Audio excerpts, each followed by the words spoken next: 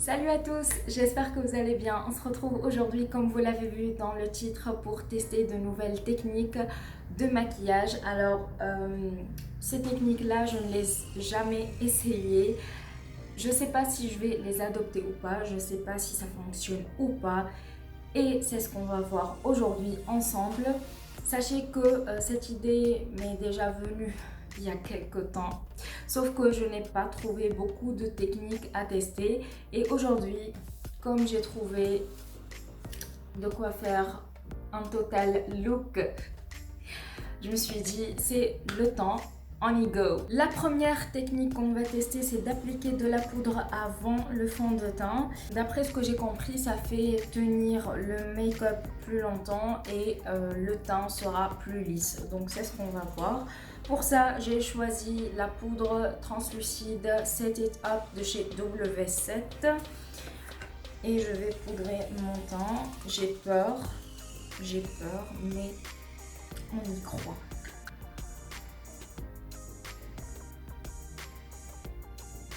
Bon, déjà là, c'est bien.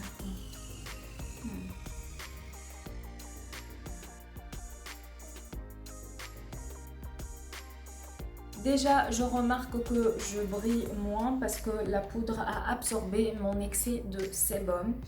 Donc maintenant, on va appliquer le fond de teint, si je ne me trompe pas. Ah non, pardon, j'ai oublié.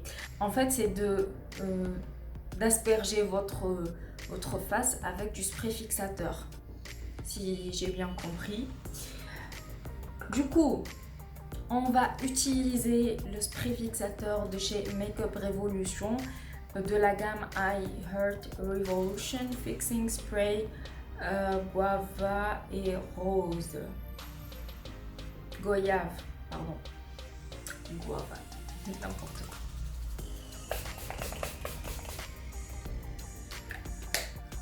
Maintenant, on passe à l'anti-cerne et avant d'appliquer l'anti-cerne, on va appliquer de l'highlighter en crème pour illuminer le regard. Je ne sais pas si ça fonctionne.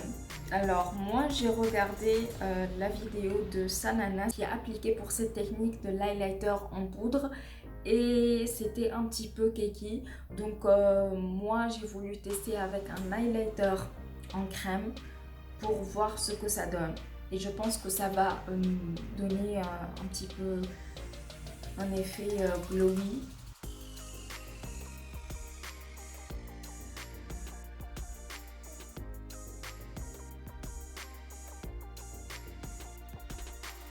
Pour l'anti-cerne, j'ai choisi le Shape Tape de chez Tarte tout simplement parce que c'est un anti-cerne qui assèche le contour des yeux et j'ai voulu voir s'il change de texture ou pas, s'il change de rendu ou pas, surtout avec cette technique.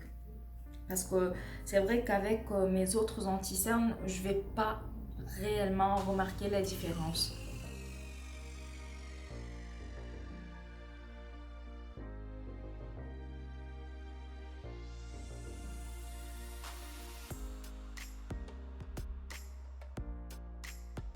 Bon, ce que je remarque, c'est que l'anti-cerne a l'air plus lumineux et plus hydratant qu'il ne l'est. Et ça, je pense que c'est grâce à l'highlighter. Maintenant, à voir au niveau de la tenue, parce que je ne sais pas si ça va tenir jusqu'au bout sans cet effet boule à facettes et tout. Je vais vous faire le petit point à la fin de la journée, comme ça vous avez mon ressenti. On passe maintenant au fond de teint. Du coup, pour la technique suivante, mélanger une base lissante à un fond de teint pour avoir un rendu lisse.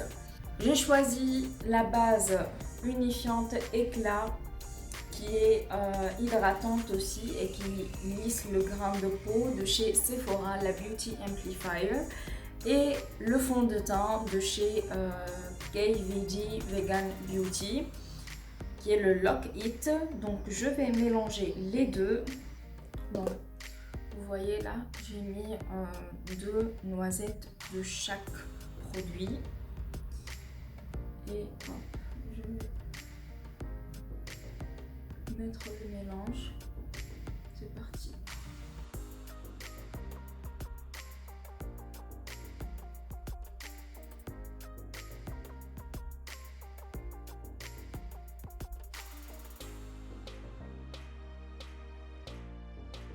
Alors, eh bien écoutez, je suis agréablement surprise par le rendu.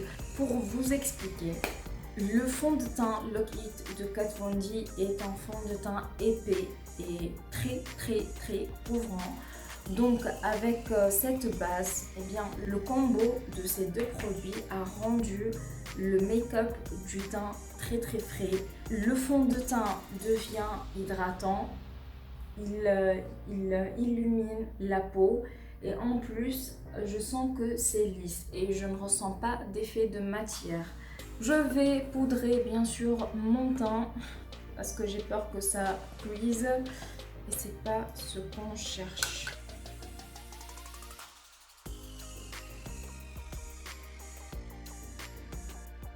L'étape suivante, c'est de poudrer ses sourcils avant d'appliquer un produit à sourcils pour éliminer cet excès de sébum. Et comme moi, j'ai les sourcils qui sont ébouriffés et en plus qui sont un tout petit peu huileux, j'ai envie de dire, cette technique m'intéresse beaucoup.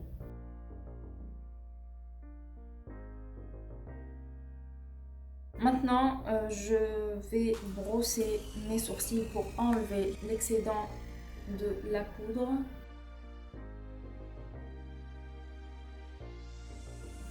C'est vrai que là, je sens qu'ils sont secs. Pour mes sourcils, j'ai choisi le Brow Pencil de chez Primark qui a un embout de crayon avec le taille crayon et le goupillon.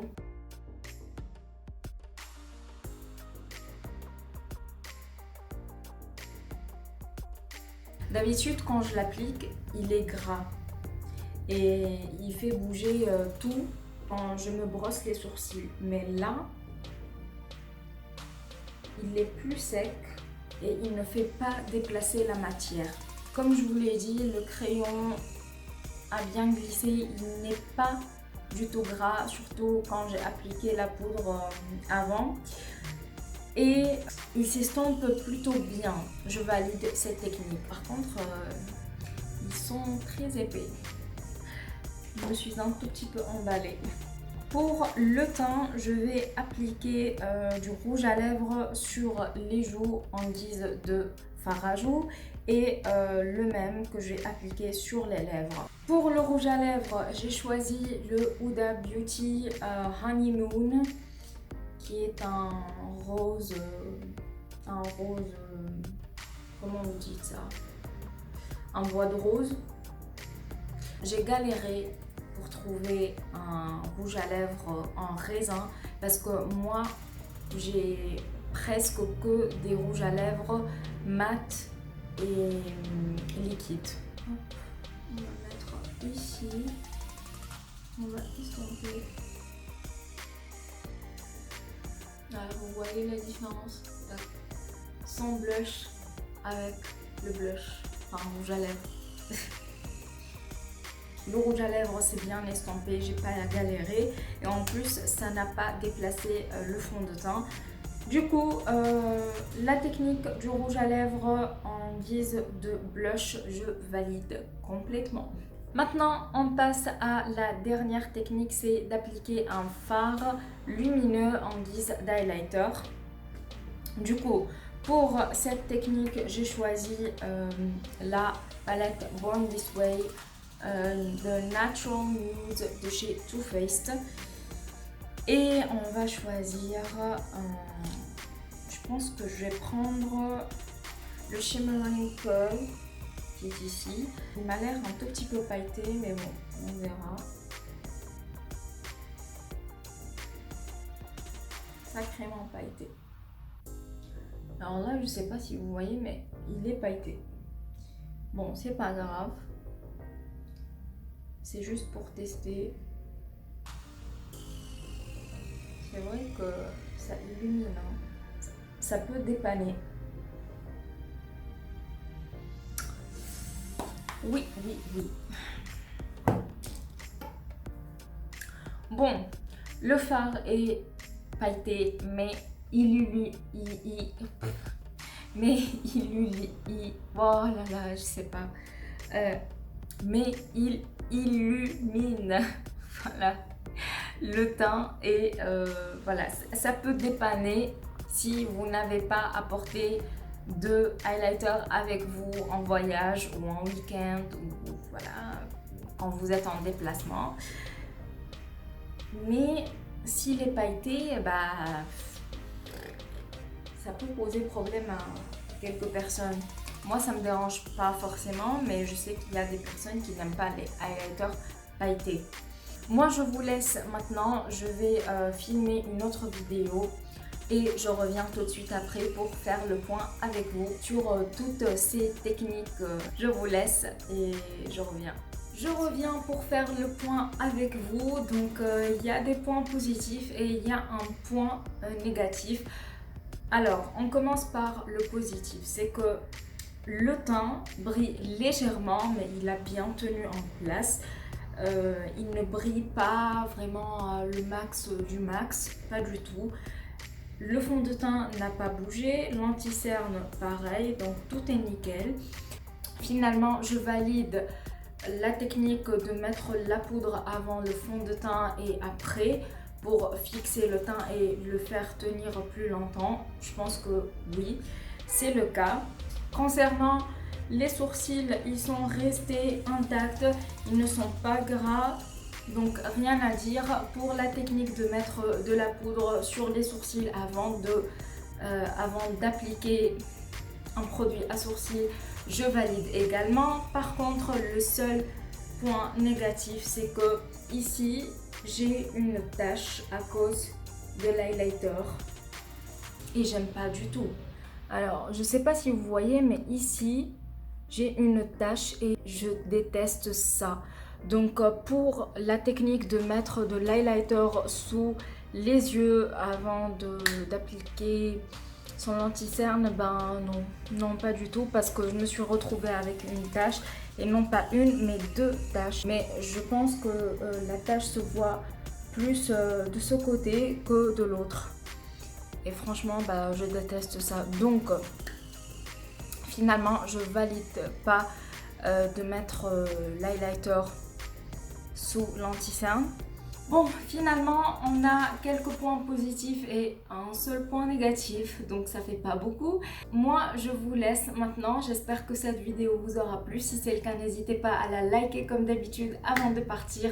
Ça fait toujours plaisir et n'oubliez pas de vous abonner si vous êtes nouveau.